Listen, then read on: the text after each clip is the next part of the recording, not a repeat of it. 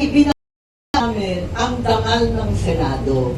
Ang totoo, nawala ang dangal ng Senado nung pinagtatakpan yung mga mastermind ng flood control. Nung hininto yung clear ribbon, doon talaga nabaon yung dangal ng Senado. Aminin natin, itong mga alitan, bardagulan, sabihin natin, hindi naman yan eh.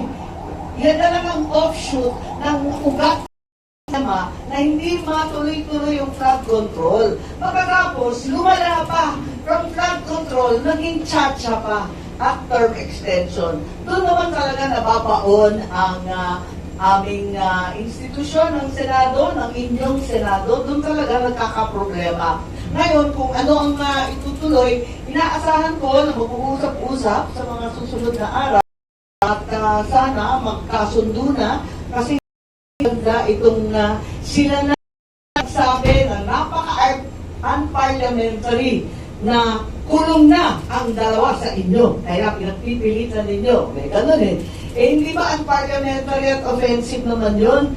Ikalawa, sila pa yung nag-walk out. Sila pa ang may tapang mag-walk out. Tama ba yun? Kaya eto nga, sana magkasundo na yung dalawang panig. Titiisin na namin sila. Titiisin na rin nila kami. Pero wag naman gano'n. Pag sila, pwede. Pag kami, hindi pwede. Eh, hindi naman tama yung gano'n.